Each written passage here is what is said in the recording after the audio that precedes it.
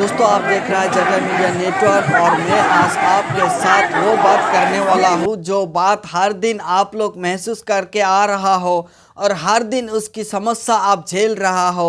National highway रास्ते का जो कंडीशन है डालू से लेकर दुधनई तक और यहाँ में तुरा से लेकर बोर्ड से लेकर जो नेशनल हाईवे का जो परिस्थिति है, इस परिस्थिति को लेके बहुत सारे सवाल उठाया है। बहुत सारे संगठन ने साउथ गारो हिल्स का, मैं उस संगठन का नाम भी बता लेता हूँ। बहुत सारे संगठन इकट्ठा होकर 3000 से ज़्यादा लोग उस संगठन के साथ शामिल हुए थे और रैली किए थे। रैली का मांग ये था, जिस नेशनल हाईवे का नामांकन किया गया है 127B नेशनल हाईवे का GSU, FK, JGP, ADE ये सारे संगठन हैं। आयो संगठन, अहम संगठन, आपा संगठन, AOSW आसू संगठन, GSMC संगठन, NGCO संगठन, ASPF संगठन, इतने सारे संगठन आप देख रहा हो कैसे सरकार के खिलाफ वो लोग रैली कर रहा है कि नेशनल हाईवे 2017 में सिर्फ एक बार रिपेयरिंग किया गया था और उनके बाद आज तक कोई भी काम वहाँ उस रास्ता में नहीं हो रहा है। जब चुनाव आता है, चुनाव के पहले हर एक पार्टी के नेता कहता है कि हम रास्ता बनाएंगे, रास्ता ठीक होगा, उसके हिसाब से जब वो लोग वोट देता है, लेकिन उनका रास्ता वैसा ही रहता है, उनका रास्ता का काम नहीं होता है। संगठन का जो प्रेसिडेंट सेक्रेटरी है, उनको इस साल से 2017 से लेकर आज तक 2024 आया है, अभी भी काम शुरू नहीं हुआ। उसके साथ वो लोग ये भी ऐड किया है कि 100 किलोमीटर रास्ता बनाने के लिए 2 करोड़ रुपया दिया गया था और उन्होंने बताया कि ये 2 करोड़ रुपया से इस रास्ता का काम नहीं हो सकता है, जो इस साल का जून में दिया गया था।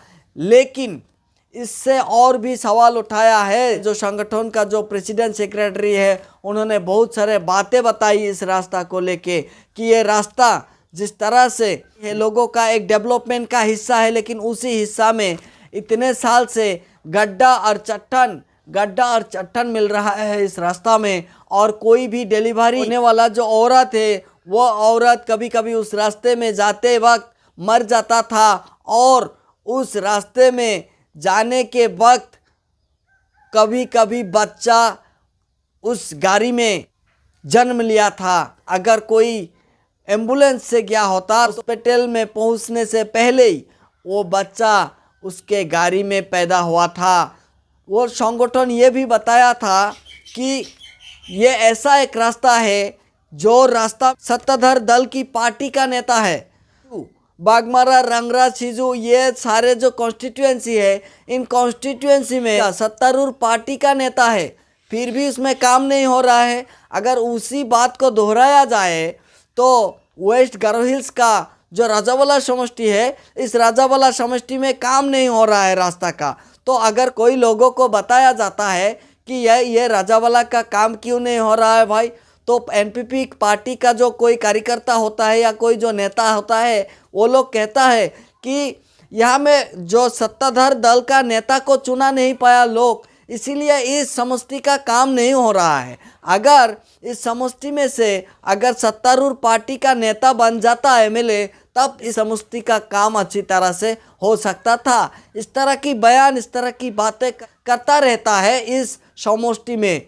तो आज आप लोग भी देख रहा हो कि साउथ गारो हिल्स का जो बहुत सारे संगठन है, उन्होंने डायरेक्टली बता दिया है कि अगर ये समष्टि सत्तारूढ़ पार्टी का एमएलए का समष्टि है और उसी एमएलए का समष्टि में रास्ते का काम का हालात ये है, तो आप सोचिए आपका रास्ता का काम क्या हालात हो सकता है। तो इस तरह की बातों में लोगों को फंसना नहीं चाहिए कि कह रहा है कि राजावाला में जो नेता है ये सत्तारूढ़ पार्टी का नेता नहीं है, इसीलिए यहाँ में काम नहीं हो रहा है।